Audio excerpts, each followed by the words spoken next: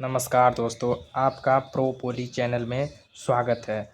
आज हम पढ़ने वाले हैं थ्री फेज इंडक्शन मोटर, जो कि बीटी यूपी बोर्ड के समय 4th सेमेस्टर के लिए बहुत ही मोस्ट इम्पॉर्टेंट टॉपिक है और ये पहला यूनिट है।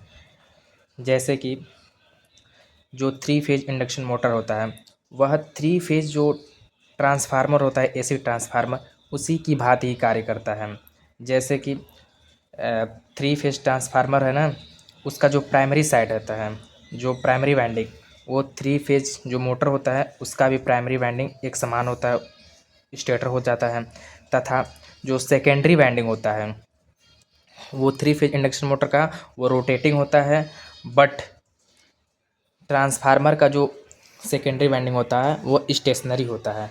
इसीलिए वो भी म्यूचुअल इंडक्शन के सिद्धांत पर कार्य करता है, ट्रांसफार्मर भी तथा इंडक्शन मोटर भी म्यूचुअल इंडक्शन के सिद्धांत पर कार्य करता है। इसलिए हम थ्री फेज इंडक्शन मोटर को हम रोटेटरी ट्रांसफार्मर भी कहते हैं।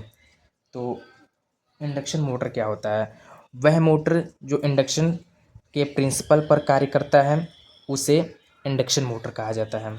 और इसमें जो ईएमएफ उत्पन्न होता है वो फैराडे के इलेक्ट्रोमैग्नेटिक इंडक्शन पर उत्पन्न होता है। इंडक्शन मोटर मुख्यतः दो प्रकार के होते हैं, एक सिंगल फेज इंडक्शन मोटर, एक three phase induction motor. Okay, अब उसमें जो मैग्नेटिक फील्ड उत्पन्न होते हैं वो मुख्यतः तीन प्रकार के होते हैं। ठीक है, मुख्यतः वो तीन प्रकार के होते हैं। एक होता है स्टैटिक मैग्नेटिक फील्ड, एक होता है अल्टरनेटिंग मैग्नेटिक फील्ड, एक होता है rotating magnetic field. Static magnetic field क्या होता है? वह मैग्नेटिक फील्ड जिसका मान समय के साथ स्थिर बना रहे उसे स्टैटिक मैग्नेटिक फील्ड कहते हैं। यह केवल डीसी सोर्स से ही उत्पन्न किया जा सकता है। अल्टरनेटिंग मैग्नेटिक फील्ड वह मैग्नेटिक फील्ड होता है जो समय के साथ निश्चित रूप से बदलता है, उसे अल्टरनेटिंग मैग्नेटिक फील्ड कहते हैं। यह केवल डीसी सोर्स से ही यह केवल एसी सोर्स से ही उत्पन्न किया जा सकता है। रोटेटिंग मैग्नेटिक फील्ड क्या होता है? वह मैग्नेटिक फील्ड जो घूमता हुआ प्रतीत हो उसे रोटेटिंग मैग्नेटिक फील्ड कहते हैं। यह एसी तथा डीसी दोनों से ही उत्पन्न किए जा सकते हैं। ओके, अब हम देखने वाले हैं rotating magnetic field of three phase. ये बीटीयूपी बोर्ड के 4th सेमेस्टर के एग्ज़ाम के लिए मोस्ट इम्पॉर्टेंट टॉपिक है। जब किसी थ्री फेज इंडक्शन मोटर में थ्री फेज की सप्लाई दिया जाता है तो प्रवाहित होने वाली जो धारा होती है IR, IY और IB एक दूसरे के साथ 120 डिग्री पर होते हैं। ठीक है, और NI अपान जो रिलेक्टेंस होता है वो फाई होता है। ठीक है, अब फाई डायरेक्टली प्रोपोर्शनल होता है करंट के, तो इसलिए अतः इनके धारा से उत्पन्न होने वाले जो फ्लक्स होंगे फाई आर, फाई वाई और फाई वी आपस में 120 डिग्री पर होते हैं। ठीक है, और फिगर बना देना है, ये क्या है? बस बार है। ठीक है ना, RYB और थ्री फेज इंडक्शन मोटर जोड़ दिया जाएगा। उसके बाद वेक्टर का, धारा का वेक्टर डायग्राम बना देना ऐसे। ठीक है, उसके बाद जो फाई आर फ्लक्स है इसका हो जाएगा phi M sine omega T. क्यों? क्योंकि ये एसी के द्वारा उत्पन्न फ्लक्स है, इसीलिए। और इसी प्रकार फाई वाई भी हो जाएगा phi M sine omega T plus 120 degree. देखो इसमें भी क्या है, फाई जो है फाई आर फाई वाई से कितना 120 डिग्री पर एंगल है। ठीक है, और phi M sine omega T plus 240 लिख सकते हैं या माइनस 120 लिख सकते हैं। तीन इक्वेशन बनाएंगे। ठीक है, अब वेव डायग्राम बनाएंगे। ठीक है ना, वेव डायग्राम ऐसे बनेगा। ओके ओके ओके, ये जो होंगे तीनों जो फ्लक्स होंगे 120 डिग्री के एंगल पर होंगे। ठीक है, अब कंडीशन 1 लेंगे, ओमेगा बराबर 0 डिग्री पर। तो आर ओमेगा बराबर 0 पर फाई आर निकालेंगे, ज़ीरो होगा। इसी प्रकार ठीक है ना, फाई वी भी निकालेंगे तो आएगा रूट में 3 φm/2। ओके, और इसी प्रकार फाई वी भी निकालेंगे तो आएगा -√में 3/2 φm। अब इसका फेजर डायग्राम बना लेंगे। यहाँ पर क्या बनाएंगे, फेजर डायग्राम। ओके, फिर उसके बाद उसका रिजल्टेंट निकालना पड़ेगा।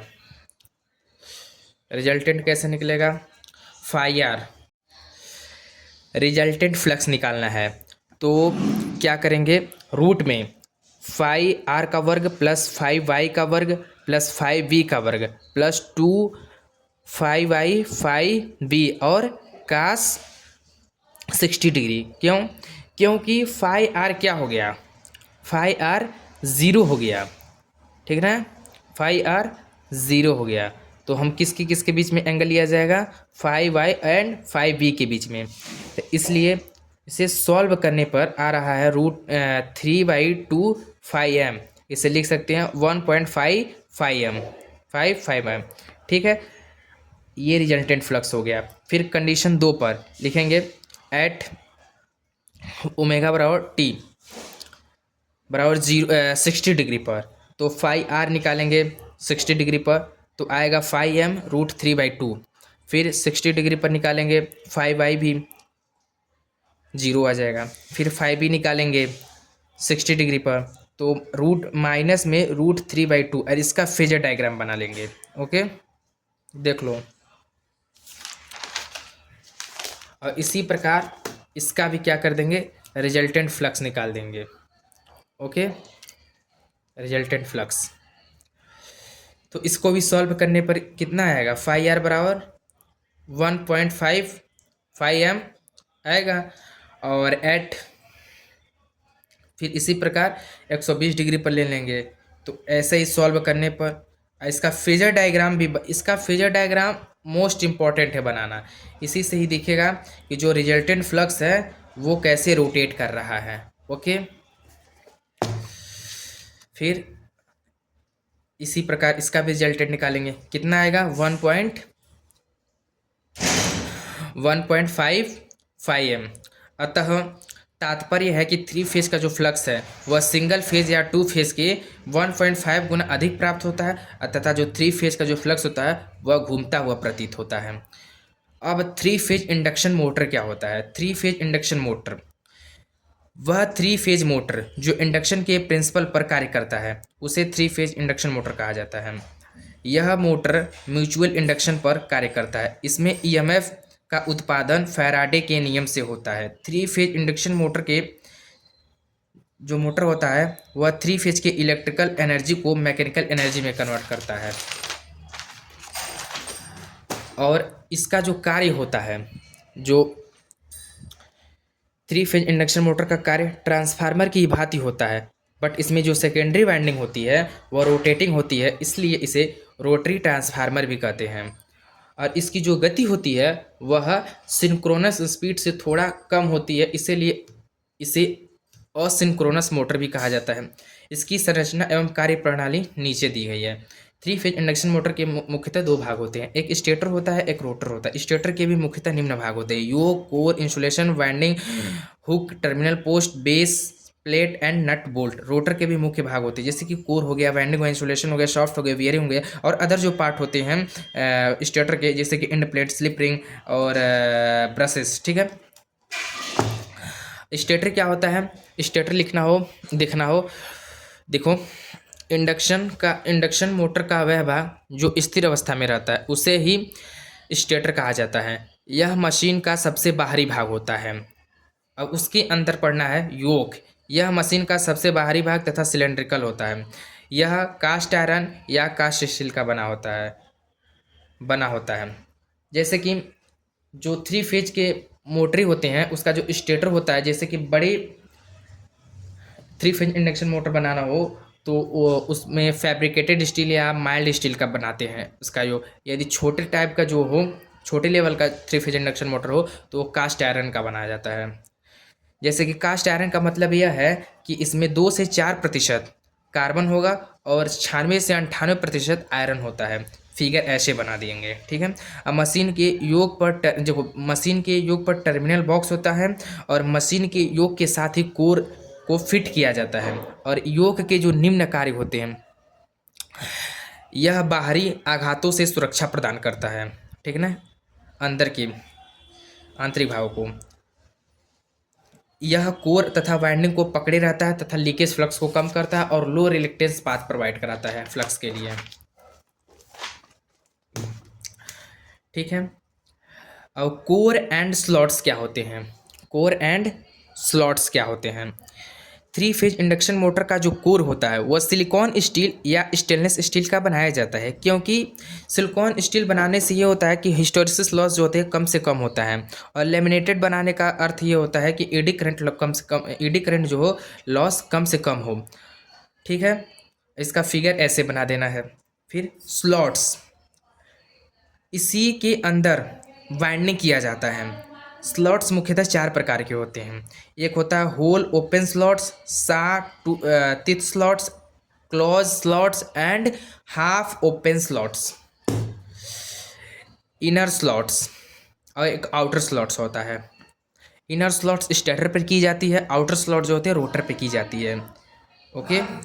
होल ओपन स्लॉट्स ये होता है जिस स्लॉट्स का इनर भाग तथा आउटर भाग बराबर होते हैं उनको ही होल ओपन स्लॉट्स कहते हैं। यह स्लॉट्स पूर्णतः खुला होता है। इसमें वाइंडिंग बाहर निकलने का डर होता है, बट इसमें कूलिंग अच्छी होती है।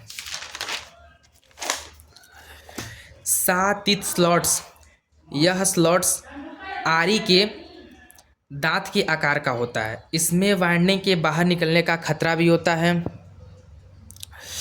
और कूलिंग अच्छा होता है। क्लोज स्लॉट्स क्या होता है? क्लोज स्लॉट्स, यह स्लॉट्स पूर्ण रूप से बंद होता है और वाइंडिंग के बाहर निकलने का डर तो खत्म हो जाता है, लेकिन कूलिंग अच्छी नहीं होती है। वाइंडिंग करना भी कॉम्प्लेक्स हो जाता है और इसका प्रयोग 3 फेज इंडक्शन मोटर के रोटर को बनाने में किया जाता है। हाफ ओपन स्लॉट्स जो होते हैं, यह स्लॉट्स छिन्नक के आकार के जैसे होते हैं। इसमें कंडक्टर के बाहर निकलने का डर कम हो जाता है और वाइंडिंग करना सरल होता है और कूलिंग भी अच्छी होती है। यह स्लॉट सबसे ज़्यादा प्रयोग किए जाते हैं। यह स्लॉट सबसे ज़्यादा प्रयोग किए जाते हैं। फिगर ऐसे बना देंगे। वाइंडिंग क्या होता है? 3 फेज इंडक्शन मोटर के रोटर, 3 फेज इंडक्शन मोटर के स्टेटर में फ्लक्स के उत्पन्न करने के लिए वाइंडिंग की जाती है। यह वाइंडिंग कॉपर की भी हो सकती है एंड एल्युमिनियम की भी हो सकती है। इंसुलेशन क्या होता है? कॉपर के ऊपर वर्निश का लेयर होता है ताकि नंबर ऑफ टर्न बनाते समय चालक एक दूसरे से इंसुलेटेड रहे, वरना शॉर्ट सर्किटेड हो सकता है। वाइंडिंग के वर्निश को खरोंचने से बचाता है। क्या कौन सा चीज़? प्रेफनान पेपर, जो कि स्टेटर स्लॉट्स में लगाया जाता है, ठीक है। वही जो है ऊपर वाला, इसे डिटेल में लिख दिया गया है भाषा में, ओके। अब हुक क्या होता है? यह आई के आकार का होता है और यह लोहे से बना होता है और कठोर भाग होता है, जिसमें कुंडी फंसाकर मशीन को एक स्थान से दूसरे स्थान तक स्थानांतरित किया जा सकता है। फिगर है, नीचे दिया गया फिगर, अच्छे से देख लीजिए। बेस चैनल क्या होता है? Base channel and nut bolt. Induction motor का आकार बेलनाकार होता है और इसमें रोटेटिंग मशीन है, जिसके कारण इसमें वाइब्रेशन ज़्यादा होता है। इस वाइब्रेशन को ख़त्म करने के लिए मतलब इसको ज़्यादा स्थिर बनाने के लिए बेस चैनल जो होते हैं, बेस में एक माइल्ड स्टील का चैनल लगा देते हैं। टर्मिनल बॉक्स एंड पोस्ट क्या होता है? 3 फेज इंडक्शन मोटर में वाइंडिंग करने के बाद 3 टर्मिनल प्राप्त होती हैं। इसी टर्मिनल को हम सप्लाई से जोड़ा जाता है या दिया जाता है। इसीलिए योक के ऊपर कॉपर का टर्मिनल बना लेते हैं, जिसे टर्मिनल पोस्ट कहते हैं, और टर्मिनल को ढकने के लिए एक आयरन का बॉक्स बना देते हैं, जिसे टर्मिनल बॉक्स कहते हैं। रोटर क्या होता है? 3 फेज इंडक्शन मोटर का वह भाग जो घूमता है उसे ही रोटर कहा जाता है। और जो रोटर होता है 3 फेज, इसके रोटर का में वाइंडिंग जो होती है शॉर्ट सर्किटेड होती हैं। इसका जो स्पीड होता है डीसी मोटर से ज़्यादा होता है। Induction motor, types of induction motor rotor 3 phase का। तो 3 फेज इंडक्शन मोटर का रोटर मुख्यतः 3 प्रकार के होते हैं।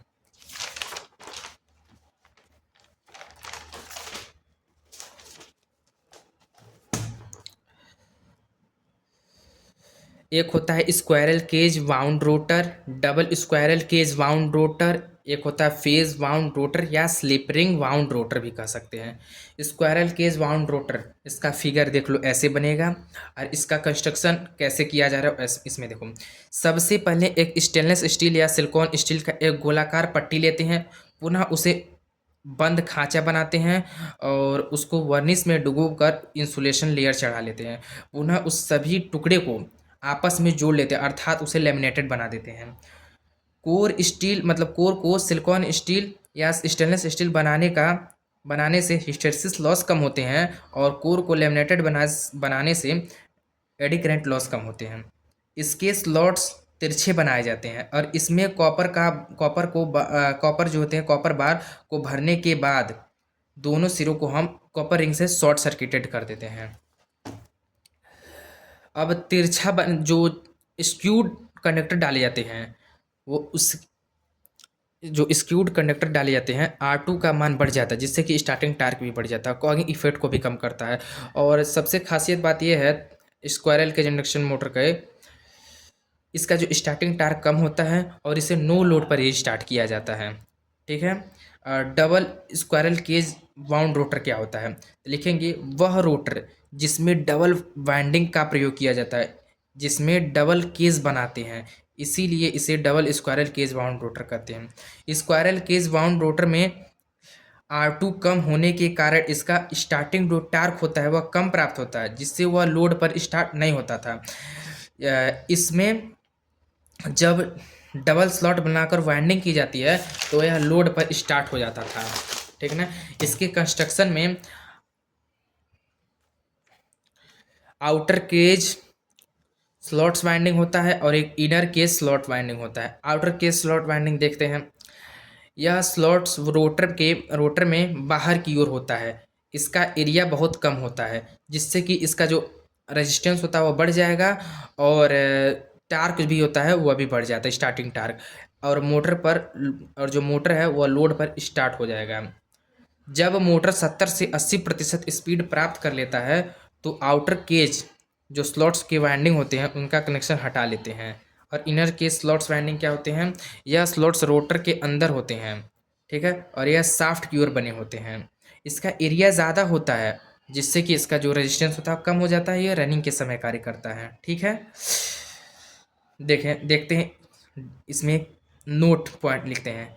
ज़्यादा वाइंडिंग की यूज़ की जाती है किसके अपेक्षा, स्क्वायरल केज रोटर की अपेक्षा। ठीक है। अंदर वाली वाइंडिंग खराब होने पर पूरा मोटर को ओपन करना होता है, कूलिंग सही नहीं होती है, अर्थात अच्छी नहीं होती है। इसका जो कंस्ट्रक्शन होता है वो कॉम्प्लेक्स होता है, अर्थात कठिन होता है। इसमें स्लॉट्स ज़्यादा होने से जो इनकी जो संरचना होती है वो कमज़ोर हो जाती है। और इसके जो रोटर होते हैं साइज़ ज़्यादा होती है, पूरे मोटर की साइज़ ज़्यादा हो जाती है और यह महंगा होती है तथा इसका परिवहन लागत भी ज़्यादा होता है।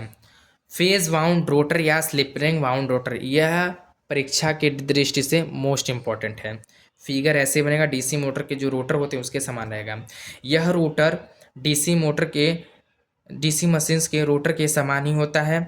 इसको भी स्टेनलेस स्टील या सिलिकॉन स्टील का बनाया जाता है ताकि हिस्टेरिसिस लॉस कम से कम हो सके और इसमें ईडी करंट लॉस को कम करने के लिए कोर को लेमिनेटेड बनाया जाता है।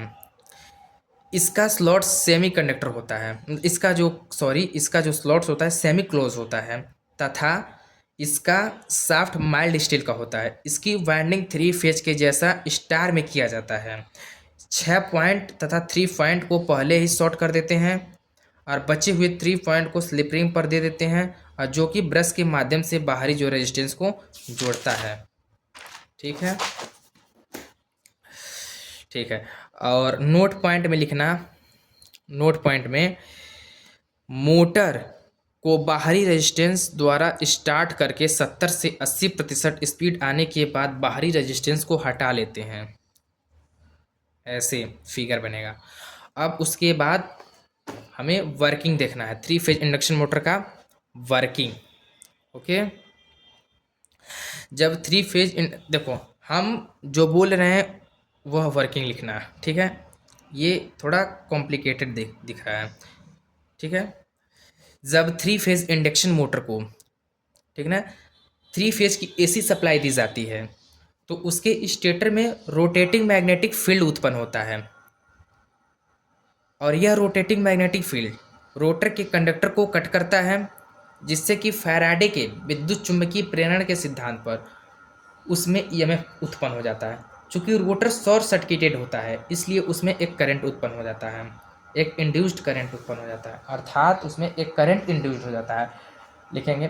तथा यह प्रेरित धारा और चुंबकीय क्षेत्र के आपस में अंतः क्रिया करके एक मोटर के रोटर पर एक टार्क जनरेट करते हैं, और मोटर जो होता है मोटर के जनरेटर मोटर के जो शाफ्ट होते हैं उस पर एक टार्क जनरेट करते हैं, और मोटर जो होता है वह घूम जाता है, ठीक है।